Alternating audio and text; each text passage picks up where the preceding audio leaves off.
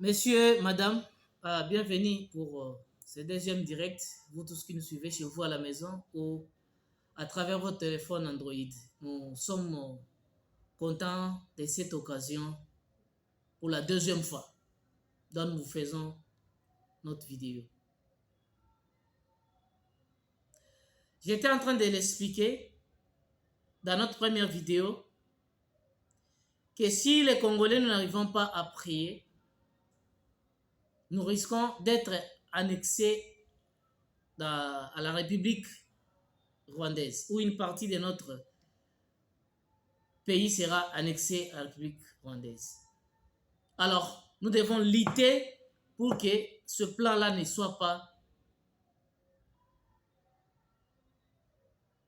puisse pas se réaliser.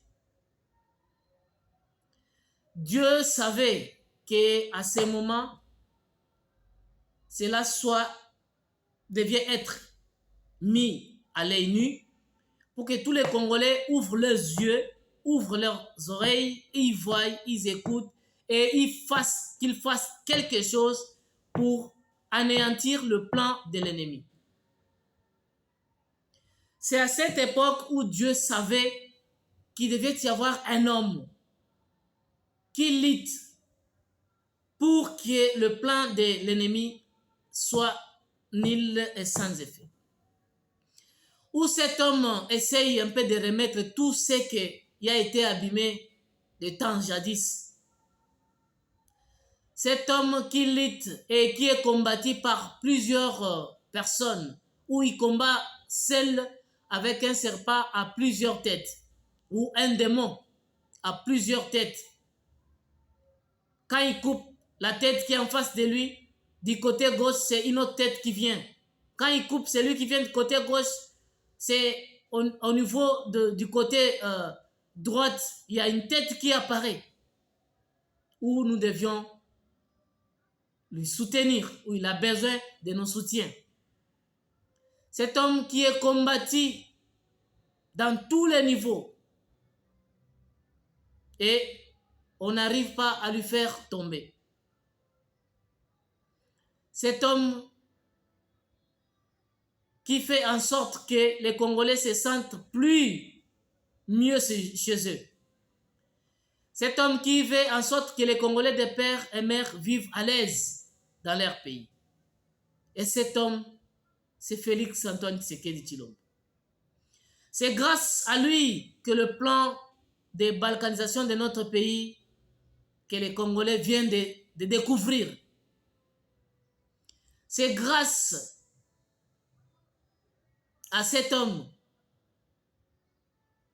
qui a instauré l'état de Suez dans les deux provinces, qui a fait en sorte que Kigali puisse chuter en nourriture, en économie, en santé, dans tous les domaines. Cet homme qui lutte à faire sortir ces grands Congos au monde entier. Et il ne le fait pas seul. C'est en passant par la force du Dieu Tout-Puissant que ce Congo restera toujours uni et indivisible.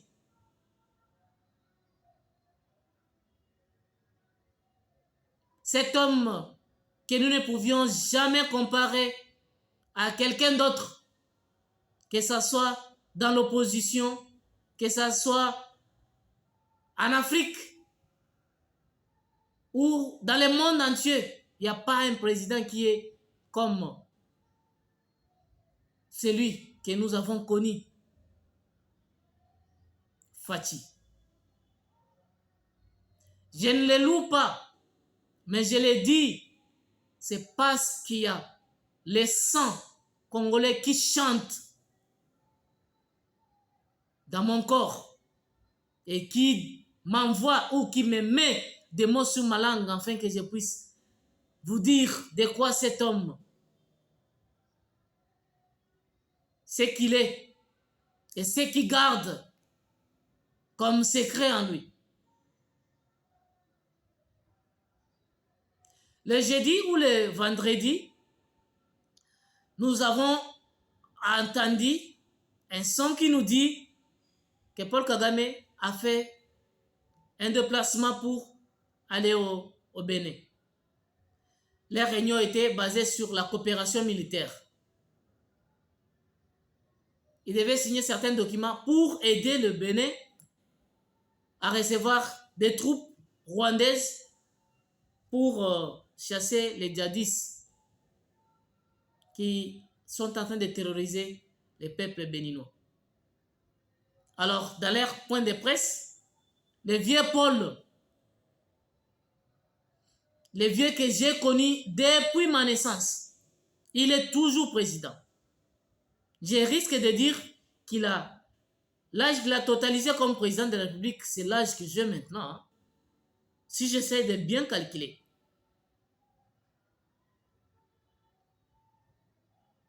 Le seul président, non, ils sont à deux en Afrique, oui. Avec celui qui est en face de moi.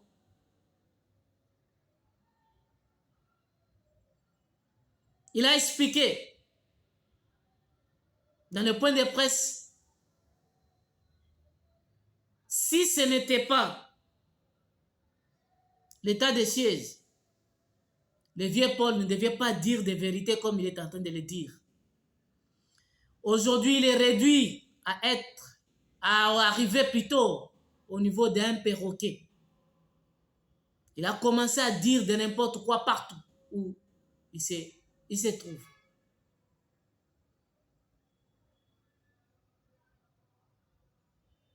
Qu'est-ce qu'il a dit lorsqu'on a posé la question sur la guerre de l'Est? On a dit, vous voulez nous amener des soldats rwandais. Et ce sont les Rwandais qui font la guerre à la République démocratique du Congo, la RDC. Voilà la réponse du vieux Paul. Que vous voulez, vous m'aviez posé la question sur la guerre de l'Est. Je vous dis que cette guerre n'a pas commencé quand Félix est président de la République. Cette guerre datait de 2012. Or, en 2012, c'est Joseph Kabila Kabange qui fut président de la République. Cela, c'est pour aider aussi nos opposants à bien comprendre que Félix n'a jamais signé des accords avec le vieux Paul Kagame. Félix n'a rien à voir. Tout ce qu'il fait, il a trouvé ça sur la table. Alors il a dit non avec ces accords. Nous ne pouvions accepter que notre pays soit balkanisé. Il a dit non à cela. Et le vieux Paul commence à pleurnicher partout. Tous les avions qu'il monte, il descend. C'est parce que Félix a dit non à votre plan de balkanisation de notre pays. Et ce plan, comme il a expliqué, l'Union européenne, il est au courant. EAC, il est au courant. Les pays qui font la SADC, qui sont au courant. L'Union européenne aussi. Voilà, il a dévoilé le plan. C'est à nous maintenant de se mettre debout et de dire non à la balkanisation de notre pays. Nous ne pouvions jamais accepter que cela arrive. C'est pourquoi Félix le dit chaque jour. Jour et nuit, il répète les mêmes mots. Nous ne pourrons jamais dialoguer avec l'ennemi qui nous fait la guerre, qui tue nos mamans, nos frères et sœurs à l'est de la République. Je vous mets le vieux Paul. Nous allons écouter, et vous et nous. Et je reviendrai vous expliquer. Nous ne pouvions pas tolérer comme ça. On ne devrait même pas avoir en réalité.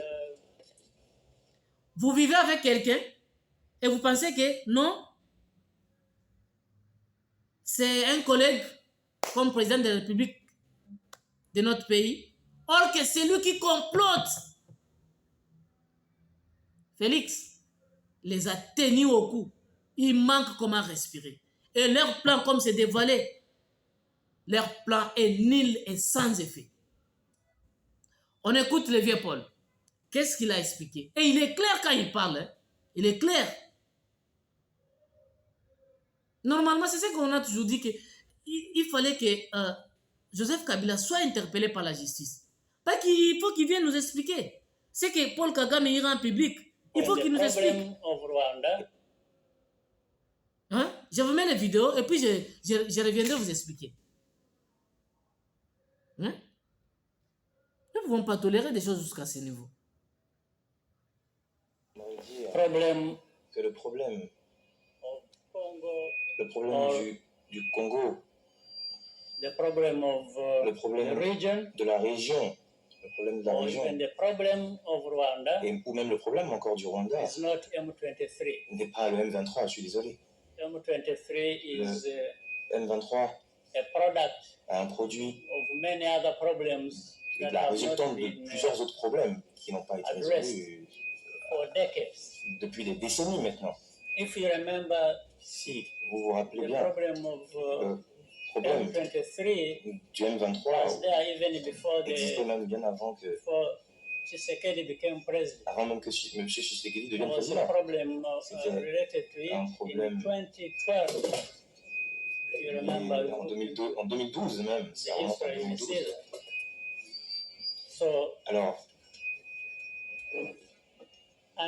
having to do with M23 and the people related en to ce qui concerne le M23 M23 et toutes les personnes du M23,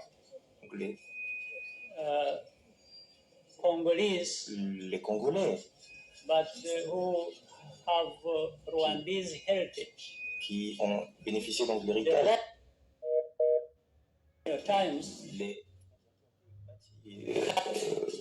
Les coloniales ont affecté, on va dire divisé nos peuples. Il y a une partie donc du Rwanda qui a été donnée à l'est du Congo, au sud à l'Ouganda, etc. Nous avons une population qui existe déjà dans ces zones et qui ont c'est-à-dire qu'il y a déjà des liens qui existent entre nos deux peuples. Il y a déjà beaucoup je pense qu'aujourd'hui la situation est déjà durant la période coloniale. C'est clair et évident que vous pouvez vous regarder même au niveau remonté dans l'histoire, vous allez vous en rendre compte. Those problems are much older than me and much older than Tshisekedi. Vont au-delà de ma personne, vont au-delà de la personne de Tshisekedi. Were there at the time are no longer alive. Je pense même que toutes ces personnes qui étaient vivantes à cette période-là ne sont plus au ce monde. Donc je pense que aujourd'hui, ces peuples ont renié donc leur lien avec le Congo. Quand je me rappelle donc la situation en 2012 où il y a eu des attaques, où il y a eu cette attaque armée, c'est là le début de l'histoire. Donc nous n'avons pas bien géré la question et aujourd'hui nous sommes en 2023. 11 ans après, le problème existe toujours. Cela veut dire simplement qu'il n'a pas été résolu comme cela se doit. Tous les pays africains ont été impliqués dans la résolution donc, de cette crise. Mais personne n'a pu réussir quoi que ce soit en ce qui la concerne. Mentionner le problème, la difficulté du M23 dans cette région, je pense que la question ici, ce n'est pas de fuir la question, mais c'est de pouvoir essayer de trouver des solutions à cette crise. Mais pendant que nous sommes en train de cette discussion, toute la région africaine, tous les pays de la zone africaine, y compris l'Angola, nous avons deux procédés. On avait un processus de Nairobi basé à Kenya et un autre processus déjà implémenté à Luanda et qui ont fait tout, ils ont mis tout en œuvre pour pouvoir résoudre cette question. are the ones actually stopping Mais je pense que people getting a solution. Ils sont en train d'essayer de trouver une solution et le processus de Luanda ou le processus de Nairobi, les démarches qui ont été entreprises à Luanda et à Nairobi ont essayé donc, de pouvoir trouver des solutions à la difficulté. Mais apparemment, les pays même concernés ne veulent pas apparemment que la question soit résolue. C'est quand même assez ironique. Mais ce que je veux dire ici, c'est que c'est un fait, vous pouvez le vérifier. Donc aujourd'hui, nous ne pouvons pas continuer à nous plaindre éternellement du problème, alors que nous connaissons effectivement là où il y a le nœud. Mais c'est un peu comme si on ne souhaite nous-mêmes pas résoudre cette question. Et on tourne autour du pot, malheureusement. J'espère qu'avec l'implication de tous les pays de la sous-région, cette question sera finalement résolue de manière définitive. C'est ce que j'espère, du moins. Quelle était votre deuxième question? La Russie. Je pense que c'est pour cela même que j'avais oublié de répondre. C'est encore un autre problème qu'on ne devrait même pas avoir en réalité. La Russie, qui est une superpuissance, ne devrait même pas nous concerner. Cette question, en fait, ne nous concerne peut-être pas, mais cette superpuissance doivent gérer leurs problèmes entre elles. Hein. Ils continuent à nous exploiter, ils continuent à profiter des petits pays que nous représentons. Alors, la Russie a le droit d'être partout où elle veut, j'ai envie de dire. D'un point de vue légal, comme un pays, elle a le droit d'être partout à travers le monde. Donc, elle vient en Afrique. Les gens se plaignent aussi de la présence de la Chine. Donc, on se plaint de la présence de la Chine, on se plaint de la présence de la Russie. Ben, ils ont le droit, ces pays ont le droit. Donc, ils ont le droit, comme les autres pays, d'être présents. Donc, je pense que ce que nous devons faire en Afrique, c'est de plutôt travailler, de concentrer sur nous-mêmes, savoir nos besoins, identifier nos besoins en termes de partenariat, et établir donc cette relation de bénéfice réciproque avec cette superpuissance-là. C'est nous qui devons définir nos besoins et voir s'ils sont en mesure de satisfaire ces besoins-là. Alors, nous avons... Vous avez écouté l'essentiel. Excusez. Vous avez entendu ce que le vieux Paul est en train d'expliquer. Ce qu'il dit n'est pas le problème. L'M23 n'est pas le problème. Le problème, c'est les sols. Une partie que la RDC avait récupérée lors de la division ou du partage de l'Afrique.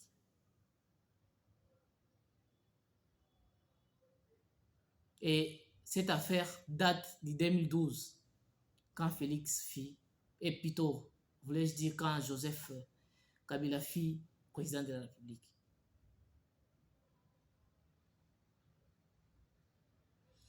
Cher gouvernement, nous devions mettre des batteries en marche pour se tenir debout comme un seul homme, afin de faire tomber ces démons de Paul Kagame.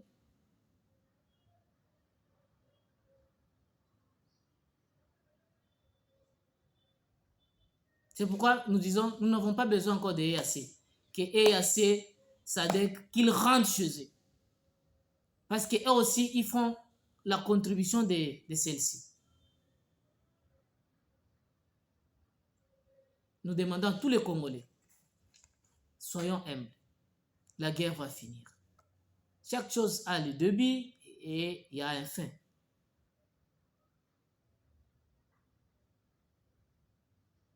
Les militaires précèdent la gloire.